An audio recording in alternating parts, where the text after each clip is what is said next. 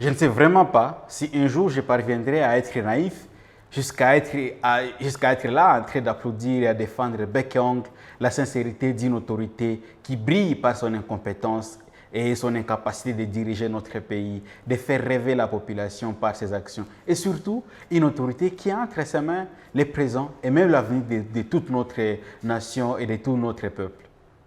Décrire l'état des lieux de notre pays ou même de ses gouvernants ne veut pas dire qu'on est en train de les dénigrer ou même qu'on est en train de faire la contre-campagne de nos dirigeants. En fait, la description consiste à dire la vérité, rien que la vérité. Et c'est ça, en fait, les changements de notre narratif, qu'elle soit fortuitement en faveur de tel ou tel autre acteur, ou telle structure, au pouvoir ou pas.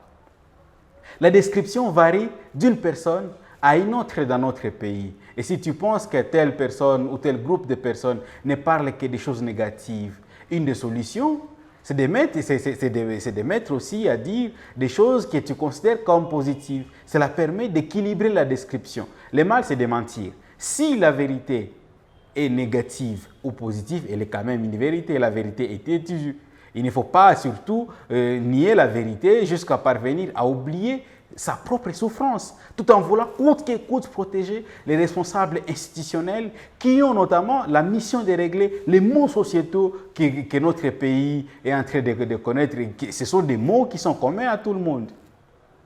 Les défenseurs d'un dirigeant médiocre ou d'un dirigeant incompétent est plus dangereux que ce dirigeant qui est incapable de diriger notre pays. Surtout lorsqu'il essaie de justifier toutes les erreurs, même les erreurs factuelles, sous prétexte qu'il est sincère. La sincérité d'un dirigeant incompétent ne transforme pas son incompétence en un exploit. Non, jamais. J'avais aimé ce que quelqu'un avait dit un jour sur Twitter, quand il avait dit « L'incompétence est plus nue qu'un ver de terre. Il n'y a aucun vêtement sur terre qui puisse couvrir les vers de terre. » Parce que elle n'a pas de forme fixe. Bon, heureusement, aucune loi n'oblige dans notre pays les dirigeants d'être sages, d'être intelligents, mais bon, ce sont des qualités qui ne sont pas objectivement vérifiables. Mais c'est indispensable d'en avoir comme qualité.